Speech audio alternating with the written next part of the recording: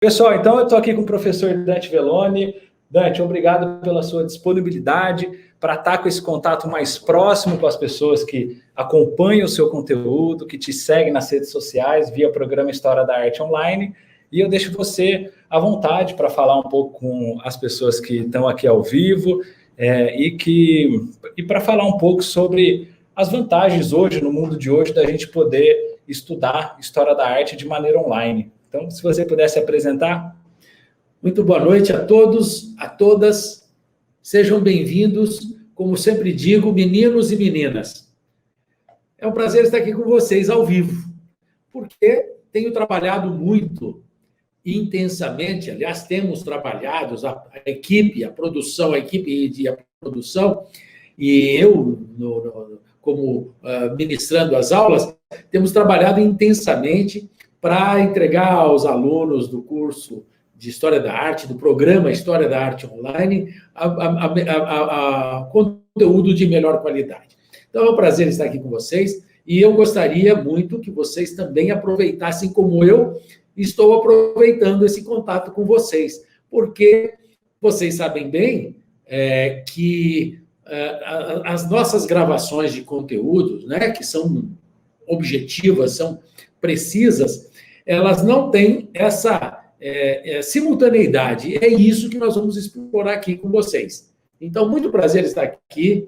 Eu sou o professor Dante Velloni e estou à disposição e agradeço o Lucas, que é o mentor de todo esse projeto, de todo o programa História da Arte Online, e eu agradeço o Lucas, que tem alcançado um êxito excepcional. Então, portanto, estou à disposição de vocês. Maravilha. Pessoal, esse programa que a gente vai intitular de Pinceladas da História da Arte, nós já gravamos 3 episódios da Pincelada da História da Arte. Eu estou com o cabelo um pouco maior, a gente estava gravando... Estava, né? Gravamos numa distância, já vai estar disponível para quem segue as nossas redes sociais. Quem não segue, logo mais vai poder seguir também, porque você vai passar para alguém que gosta de História da Arte e que pode ter esse conteúdo gratuito aqui na internet de uma forma sistematizada. E o professor Dante, eu fui aluno do professor Dante durante alguns anos e sempre fiquei maravilhado pelo sistema que ele tem de ensino e pela facilidade de ensinar a história da arte, porque eu sempre fiquei confuso entre os tempos históricos, entre diferenciar uma obra e outra, e quando a gente conhece a história da arte de maneira cronológica, a gente consegue apreciar muito mais filmes, obras de arte, viagens, e eu queria que o Dante contasse um pouco como que foi essa sistemática que você criou, foi em contato com alunos, grupos de estudos pequenos, grandes, e como que foi que você teve esse ímpeto de querer também transmitir para outras pessoas, ímpeto, segurança, porque você testou durante muitos anos a sua metodologia de ensino, para agora estar aqui, né, de cara limpa, né, para as pessoas poderem acompanhar o seu conteúdo. Bem, inicialmente eu gostaria de dizer que o Lucas foi, com muito orgulho meu, um dos melhores alunos. Isso não é troca de confete, mas é verdade, por isso estamos juntos. Por isso aceitei participar do projeto do Espaço Cultural A Coisa, que é organizado, que é administrado, que é bolado por Lucas. E entrei sim, aceitei participar com o Lucas pela sua integridade como ser humano e pelo seu conhecimento, a capacidade de entender as necessidades de certos nichos, como este da história da arte, que existe uma ânsia de se conhecer muito mais história da arte, e traduzir isso num curso, num projeto, num programa História da Arte Online. E, inclusive, trazer aqui para vocês. Mas isso começou, contando assim uma breve história, isso começou quando eu tinha no meu ateliê, porque eu sou artista plástico, possivelmente vocês já saibam, eu sou artista plástico e sou professor de História da Arte já há muitos anos. Para quem nos segue, sabe bem meu currículo, ou no YouTube tem à disposição. No Itaú Cultural tem. No Facebook, aliás, no Itaú Cultural, na enciclopédia Itaú Cultural, tem parte, enfim. E eu trabalhava com alunos no meu ateliê. E um número razoável de pessoas e trabalhava presencialmente. Acontece que, dividindo uma vez com o Lucas, isso que eu conto para vocês agora, que eu havia convites para que eu desse cursos em outras cidades, outros estados. Aliás, às vezes, estados muito distantes de onde eu estava. E era impossível dar um curso sistemático, porque não sei se vocês sabem bem, o Lucas já mencionou aqui, mas quando ele fala organizado, sistematizado, quer dizer um curso que apresenta o conteúdo de maneira cronológica. Essa é uma das diferenças do nosso curso. Quer dizer, começamos com um período da história da arte, desde quando iniciou, começamos da pré-história, passamos por outros tantos períodos, e sempre nós relacionamos o anterior com o presente e depois o futuro com este anterior e, eventualmente, até com o anterior ainda. Não é? Então, sempre fazemos paralelos para que haja um entendimento pleno. E isso a cronologia nos oferece. Mas, voltando a essa historinha, eu dividi com o Lucas essa minha ansiedade de, eventualmente, em lugares que eu tinha muita vontade de trabalhar, de ensinar, levar. Universidade Federal da Paraíba, por exemplo, onde já dei curso lá. Já dei curso longo, aliás, longo por 20 dias, mas há muitos anos atrás. E me convidaram novamente. Eu não podia estar lá. Uberaba, outra cidade, que também já dei curso, mas queriam mais, formaram outras pessoas. E eu não podia estar me deslocando sistematicamente todas as semanas para trabalhar. Portanto, quando eu dividi isso com o Lucas, ele teve uma ideia já, uma cabeça de um jovem que está a toda.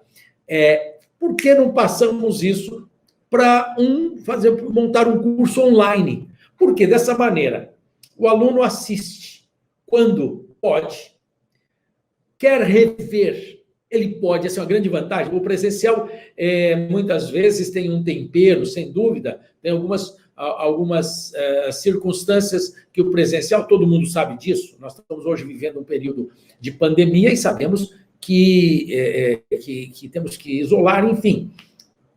Mas, e sentimos algumas dificuldades em relação à questão presencial. Universidade, por exemplo, que eu estou ensinando não à distância, online, né? Porque o curso à distância, AD, é outra história. Eu, particularmente, não gosto, inclusive.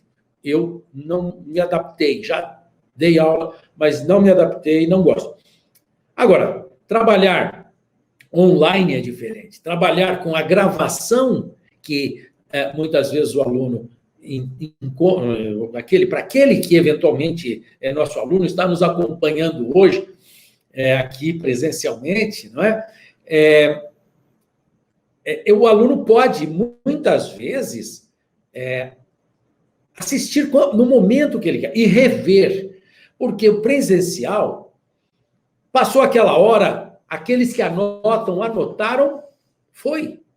Enquanto o curso online, como esse do programa História da Arte Online, ele acaba dando essa oportunidade, né? Ele acaba dando essa oportunidade para que o aluno reveja. Por exemplo, quando eu vou falar do romantismo, né? Vou falar do romantismo no século XIX, e tem um período que falo de um romantismo que tem um retorno ao período gótico, que retoma o período gótico, né? É o neogótico, vamos chamar assim. Por exemplo, para você que está nos acompanhando, o parlamento inglês, que quando você vê é tão bonito, né? Olha, ele é gótico, ele não é gótico, ele é neogótico, ele é romântico. Então, quando eu vou falar disso, aí o sujeito, depois de 400 anos de história, 500 anos de história, ou 600 anos de passado, o período gótico, se ele tiver interesse para compreender como é que era o gótico mesmo, nisso que o professor fala, ele interrompe, entra imediatamente no período gótico e revê a aula gótica e reacende. Aliás, vou te dizer uma coisa. Eu fiz muitos cursos de História da Arte e continuo ainda, eventualmente, não cursos sistemáticos, mas sempre algumas informações específicas, especializadas, eu sempre estou buscando. Mas eu quero dizer que cada vez que fiz um curso, eu acrescentei. Cada vez que eu revi uma aula, eu acrescentei. Ela entra de maneira diferente, porque você já tem um certo conhecimento. Me desculpe se eu me alongo um pouquinho aqui, mas eu gostaria muito de falar isso. Essa é uma vantagem de você. Se fosse presencialmente, quando eu vou falar do neogótico, aí você fica, gótico é mesmo quando que ele é? Claro, tem algumas pessoas que já logo se lembram. Ele é aproximadamente 1200, 1300, né? Aí alguém pode não lembrar, mas ok, por que ele era assim mesmo? Tinha as cruzadas, né? O comércio mercantil, a navegação mercantil, tudo isso você retoma, às vezes, numa repassada de aula, enquanto o presencial, isso não é possível. Isso é engraçado você falar, que assim, tem várias situações. A gente teve uma aluna que, inclusive, enviou um depoimento em vídeo, não sei se você vai se lembrar, ano passado, de que ela teve uma exposição do Egito no Centro Cultural Banco do Brasil. Aí, o que ela fez? Ela assistiu o módulo do Egito para poder assistir, porque, assim, ela já tinha assistido, mas, às vezes, você quer reaquecer aquilo. Lança uma série nova no Netflix ou em qualquer outro lugar, você revê um conteúdo sobre aquele período para você fazer associações, aproveitar melhor aquele momento de lazer, né? Então, a história da arte não vai mudar, né, de certa forma, ela pode acrescentar, mas é gostoso a pessoa rever, vai viajar, poder ter como se fosse um guia mesmo no bolso, né, para que ela possa se guiar. Aliás, eu ia dar um exemplo também concreto, de nossa aluna também, de uma das nossas alunas, que, usando o Facebook, usando os meios de contato, falou, você já mencionou isso, dessa viagem, você falou do Egito, né? Sim. Uma aluna que queria ir para Roma. Ela ia para Roma e ela estava um pouco confusa, porque Roma é uma cidade que apresenta praticamente... não todos, mas todos os períodos anteriores ao neoclassicismo, tudo anteriormente ao neoclassicismo, a cidade de Roma apresenta, seja na sua arquitetura, seja na arte, enfim. E ela reacendeu o seu conhecimento assistindo às aulas novamente de Roma. Então, isso realmente, eu entendo que deve ter sido... Aliás, deve ter sido... Não, ela declarou que foi muito útil, né? E teve um casal também, estou me lembrando agora, que foi, acho que, para Bolívia, não sei qual que você lembrou aí, mas... Eu lembro do outro casal. Se você quiser contar desse casal, um casal, acho que foi para... Não sei se foi para Bolívia, foi para América Latina, e tinha uma exposição do Salvador Dalí, eu não lembro...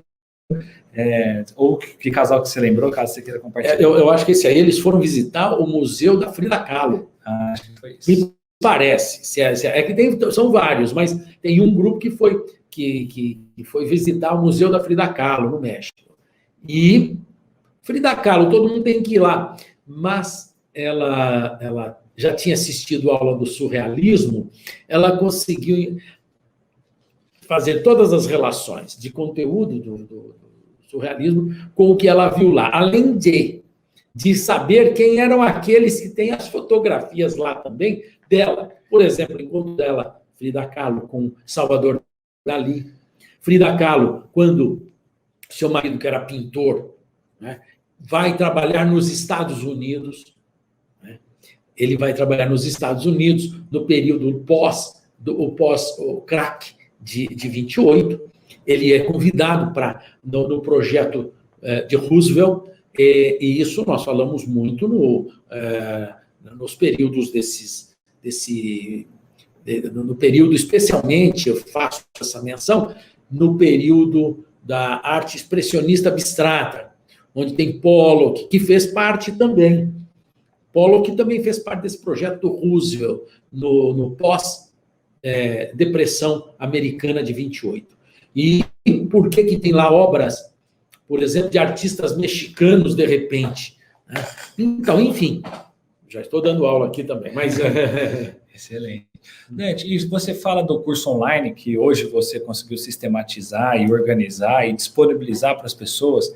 Você tem ideia de quanto você já investiu em você, em cursos presenciais, em viagens para a Europa, para poder tirar fotos, né, para poder disponibilizar dentro do curso? Você tem alguma ideia, assim, porque um curso presencial hoje, você já foi professor de pós-graduação da FAAP, né? Outro dia eu entrei para ver o valor, é questão de R$30 mil aproximadamente, eu não sei como é que está hoje, por ano. Em 2 anos você vai ter que investir mais que um carro para você poder adquirir esse conhecimento. Você tem noção de quanto você já investiu para poder... Não tem. Tem uma coisa, aliás, que não está no meu currículo. É uma especialização que eu fiz em História da Arte Contemporânea. Não está no meu currículo aí. Como eu já sou mestre, eu acabei não colocando porque eu fiz essa especialização posteriormente ao mestrado. Então, eu não coloquei no currículo, não está aí, mas só essa especialização que eu fiz posteriormente, porque era muito específica, sobre uma arte contemporânea muito específica. Lucas, eu não tenho noção de que eu gastei, mas eu sei só que eu tive e tenho que trabalhar muito para pagar tudo isso. Eu tenho que trabalhar bastante para que eu possa comprar passagens. Eu transito, especialmente pela Europa, nos Estados Unidos também, mas especialmente pela Europa. Confesso que não vou muito para a Ásia, nem para a África, porque tenho preferência, uma preferência pessoal pela arte europeia e pela arte americana, que eu tenho muita afinidade e certo conhecimento. E, portanto, as viagens que faço, pelo menos... Vocês veem que eu preciso trabalhar bastante para pagar isso. Pelo menos 3 vezes por ano para a Europa. Né? Eu estou lá e uma das vezes eu fico um mês. Essa é sagrada. Só ano passado que não deu para ir. Não, esse né? Durante a pandemia, infelizmente, inclusive eu tinha uma exposição marcada na Sicília, um lugar que eu também queria conhecer, porque eu não conheço a Sicília. A Sicília eu não conheço, no sul da Itália, né? E estava marcado lá com o Pippo Altomari, estou falando o nome do artista que me convidou. Nos conhecemos numa residência. Residência, para quem não sabe, de vocês, eventualmente alguém não saiba.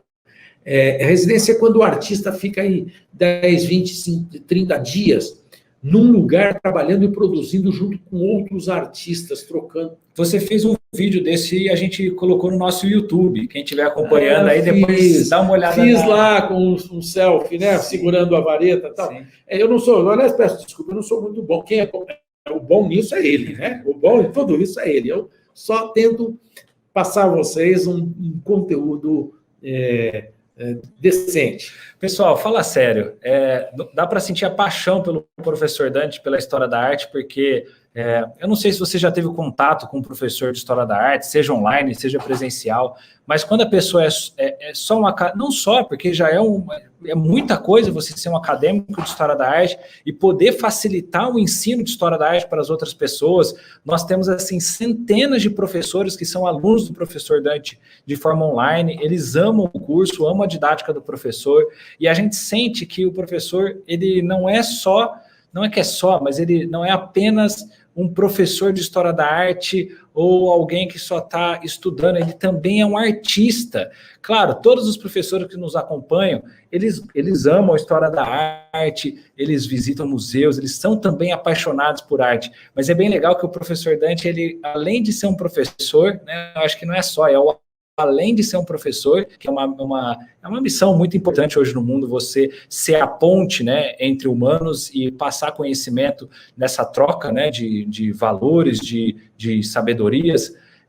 Mas o professor Dante, além de um professor de História da Arte, ele também é um artista que marcou a História da Arte no Brasil, junto com Hélio Oiticica, Lígia Clark e outros artistas, Cildo Meirelles, mas ele também ele é um artista reconhecido internacionalmente. Ele acabou de citar que tinha uma exposição marcada na Europa ano passado, mas não deu para ir. Cada aula que você monta nova, por mais que você já tenha dado, no online eu vejo o seu mergulho de colocar coisas novas, né? E uma coisa do online, que às vezes as pessoas não têm noção, é que quando eu fiz um curso presencial seu, a aula tinha uma hora e meia para falar sobre o Renascimento. Verdade. O curso do Renascimento, o módulo do Renascimento no online tem 6, 7 horas, porque o online ele permite essa expansão, né?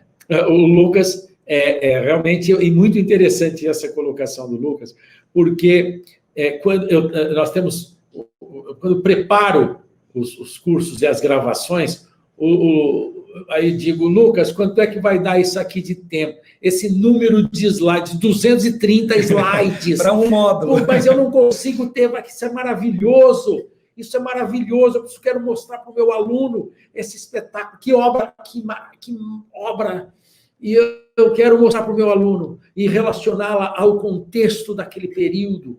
Eu não posso deixar essa. Então, às vezes, a preocupação de deixar, como eu brinquei com a Lívia, não vai enjoar, né? Será que o aluno não vai cansar de tanto conteúdo que a gente está oferecendo? Porque, felizmente, nós temos conteúdo, ainda bem, né? Não nos falta isso. Uma coisa que eu sei que o Dante não precisaria estar fazendo isso, não precisaria estar ao vivo aqui com a gente, gastando o tempo dele, ele tem uma produção, eu estou vendo aqui os quadros, quem sabe numa outra oportunidade a gente mostra os quadros para o pessoal.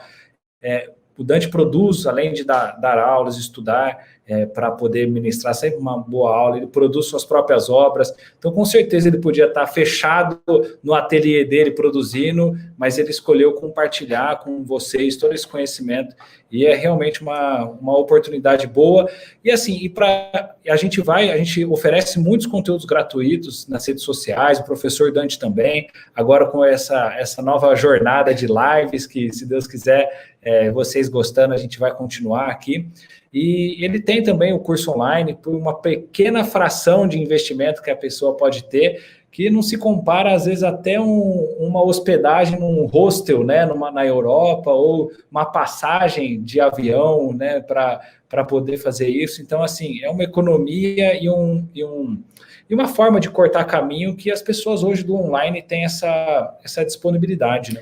Inclusive, essa ideia foi você mesmo levantou quando nós estávamos gravando o curso de Van Gogh, né? O curso sobre Van Gogh específico. Sim. Com outro curso do Programa História da Arte, que existe só especificamente, quantas horas são? 20 horas. 20 horas falando de Van Gogh. Gente, me afundei no Van Gogh por meses. Maravilhoso. Mas, enfim, essa é outra história. Eu quero dizer que um dia o Lucas fez esse pensamento administrativo, econômico, Lucas, cabeça do Lucas. Ele que é o mentor. Eu, inclusive, quando ele esteve aqui, ele vai se lembrar isso, é absolutamente verdadeiro. Quando ele esteve aqui, Dante, vamos fazer, eu fui seu aluno, gostei, vamos fazer online, você não pode ir para cá, você não pode ir para lá, para cá. Eu disse, Lucas, eu estou num momento de vida muito confortável. E eu tenho, seja no sentido socioeconômico, felizmente, eu não vou falar das minhas coisas, mas eu estou muito confortável, estou num tempo de vida, já construí alguma coisa na minha vida, e eu não queria muita dor de cabeça. Mas embarquei, porque é muito interessante, e estou embarcando noutra hoje, que é esse tal do live. Desculpa, o tal do live também é brincadeira, né? Que eu já conheço, mas eu não havia participado dessa maneira. Já participei de uma outra coisa mais diferente, mais burocrática, vamos dizer assim, discussão de política cultural, né? Mas, enfim, Mas voltando lá ao Van Gogh, porque eu fiz a menção ao Van Gogh, que o Lucas disse naquele dia assim: Dante, esse conteúdo que está sendo oferecido aqui, para o sujeito ver tudo isso, conhecer tudo isso, só hospedagem na Holanda, isso na Holanda, considerando o Museu só... Van Gogh.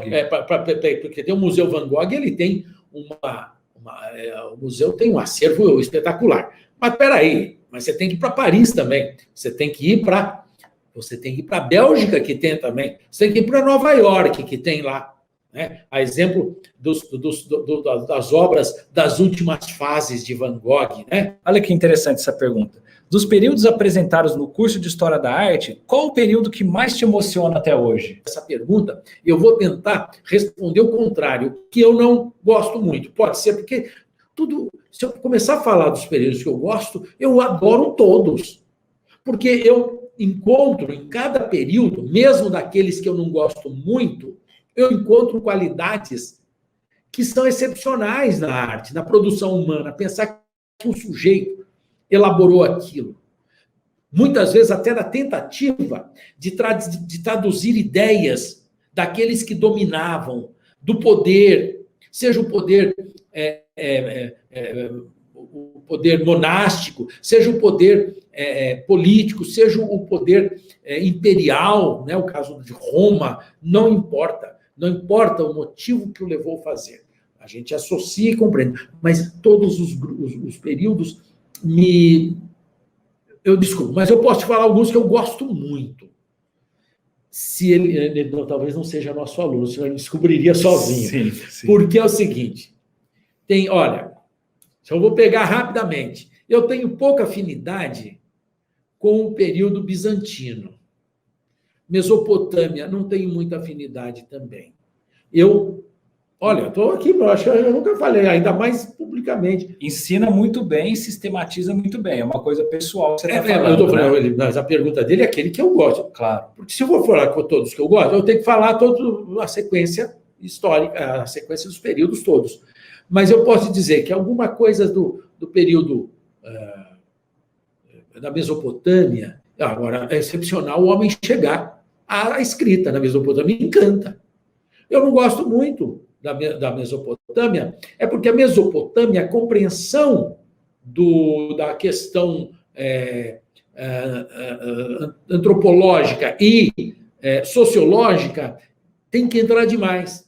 Né? E a estética fica um pouquinho... Talvez aquele que tenha sido aluno vai perceber isso, porque é assim, se você pegar no livro do Arnold Hauser, do Jansson, você vai perceber também que os comentários acabam abrangendo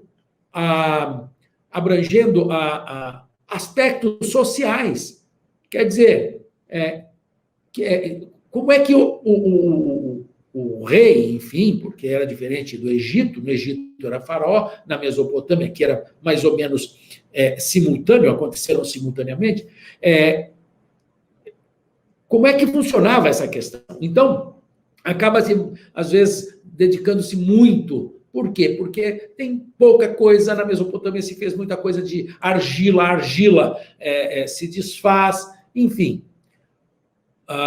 Então, a Mesopotâmia. Mas o homem desenvolver a escrita, desde o desenhinho de um boi, de um bison, e aí transformando e abstraindo, isso é encantador, isso me encanta, mesmo num período que eu acho que é um pouco burocrático, vamos dizer assim.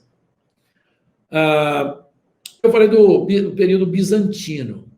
O período bizantino é um período dominado e comandado absolutamente pela Igreja, no início da Igreja, por Constantino, no começo, o imperador Constantino, que praticamente funda o cristianismo como uma religião.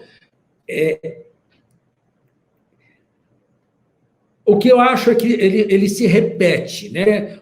O bizantino são ícones, tanto que chama ícones, chama-se muito, eles produziram muito ícones. Então, sempre um Cristo Pantocrator, naquela posição com os dedos assim, então, como significa esse dedo e tal.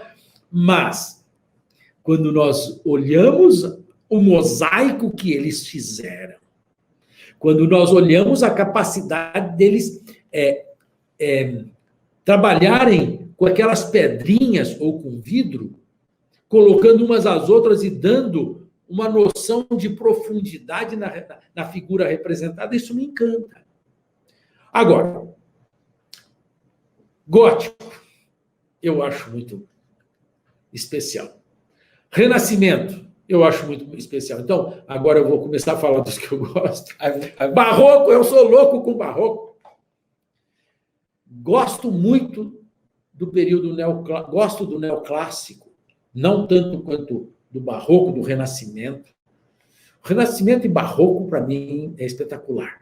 Mas, romantismo, às vezes, eu acho os românticos chatos. Eles, desculpa a minha... Estou sendo... Eu não falo isso na aula, isso eu não falo nas aulas, né? Mas, por exemplo, quando você vê um Delacroix fazendo as obras que fez, com aquele jogo de luz, com aquela capacidade de representar a figura, o ambiente, eu só posso me encantar.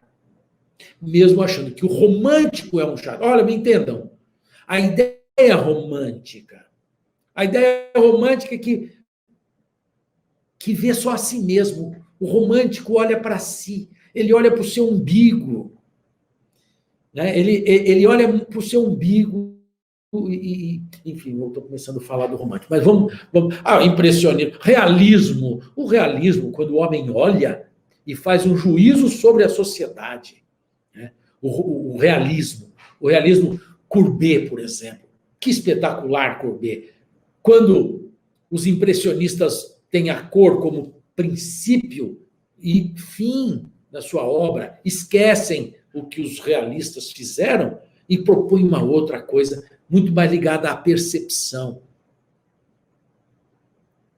O cubismo. Eu vou ter que falar tantos. Tudo. O cubismo. O dadaísmo é espetacular, adoro, até porque, graças ao dadaísmo, nós temos o neodada, ou a arte conceitual, na década de 60, 50, 60, 70, e depois decorre. Aliás, participei de muitas exposições de arte conceitual, tenho trabalhos de arte conceitual, fui um artista conceitual na minha juventude, que trabalha com a experiência mais radical, enfim. O surrealismo. Eu fui um jovem, olha, saibam, eu vou contar um segredo para vocês, eu já fui um jovem de 20 anos.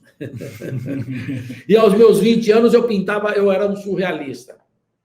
Eu achava o máximo Salvador Dalí, mas aí eu gostava tanto do surrealismo que eu queria conhecer o maior pintor surrealista do Brasil.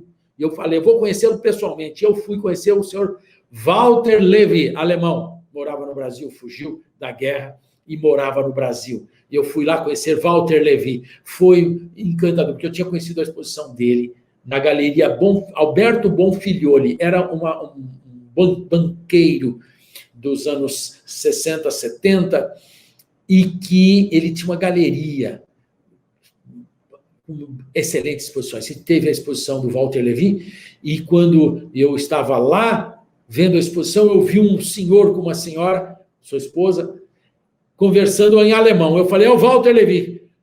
Me aproximei e falei assim, senhor Walter Levy. Ele falou assim, não, sou Kurt Friedlander. Em alemão, eu estou aqui. Mas Walter Levy é meu amigo. Eu falei, conhece meu amigo? Eu falei, eu gosto muito da obra dele. Quer conhecer, eu levo você a ele. E me levou a conhecer Walter Levy. Fiquei amigo dos dois. Mas fiquei mais amigo, se quiser saber, do Kurt Friedlander, que era um joalheiro absolutamente sofisticado, e da Gertrude Friedlander, que eu tenho obras dela também, e que era uma pintora excepcional. E mais, Kurt Friedlander era irmão do Friedlander, que foi o maior gravador polonês-francês, né? Porque eram germânicos franceses que fugiram da guerra. E ele era o maior gravador, foi considerado o maior gravador da França. E não para menos, só para rapidamente, ele fez um trabalho que ele ilustrou a Carmina Burana, o livro Carmina Burana, com Karl Orff, os dois, um livro que, inclusive, quem me apresentou, eu era um jovem de 21 anos, 22 anos, quem me apresentou Carmina Burana e Karl Orff foi o Kurt Friedlander, que era irmão do Johnny Friedlander, que morava na França, e que havia feito um livro excepcional. Cada página era uma gravura, e na página seguinte tinha a partitura de Carmina Burana, assinado por não menos por Kurt Friedlander e por Karl Orff, autor de Carmina Burana. E isso eu vi eu estou emocionado de lembrar do Kurt Friedlander, que ficamos muito amigos, embora ele tivesse... Eu era um jovem de 21 anos, 22, 20, 21. E ele tinha já uns 60 ou um pouco mais, mas ele foi excepcional comigo. O Dante fala que ele era um jovem de 21 anos, só que para quem não sabe, aos 23 anos, o Dante já era professor universitário de História da Arte. Sem dúvida, a gente vai ter que fazer uma live só sobre isso, porque uma coisa, é um ponto fora da curva. Sabe, né? eu sempre gostei da arte e da história da arte. Eu sempre gostei de estudar muito. Enfim. Legal você falar essa coisa de estudar muito, porque eu queria que você falasse assim, qual que é um ponto certo para as pessoas que estão nos acompanhando? Qual que é o jeito certo de estudar a história da arte? E o que elas não devem fazer para não ficar desestimuladas, o jeito errado de estudar a história da arte? Que conselho você daria nessa sua jornada de estudo? Bom, primeiro, buscar fontes fiéis. Né? E, aliás, penso que no nosso programa História da Arte Online, nós oferecemos essa fidelidade. Penso eu, e fazemos tudo para que isso seja oferecido para o nosso aluno. Essa é uma proposta. Como eu disse, gente, eu não estou mais num tempo de ficar querendo... Eu quero deixar um legado. Na verdade, eu quero deixar um legado. Esse legado é junto com vocês. E esse legado eu posso encontrar através de duas coisas. Uma delas eu tenho encontrado durante a minha vida e tenho construído isso através da minha arte. Da minha obra, que, como o Lucas já mencionou, vai ter que ser tema de uma live também. Vamos falar, pode apresentar isso. Claro. Aqui a gente deixa o fundo neutro. E a outra é através do curso, do programa História da Arte Online, que é ouvir e ver esses comentários, que isso eu estou deixando um legado. É isso que eu quero fazer, é deixar esse legado. Mas muito me orgulha, como é que fazer, não fazer, eu vou voltar na sua questão, é que, por exemplo, na faculdade eu fui o aluno do ano.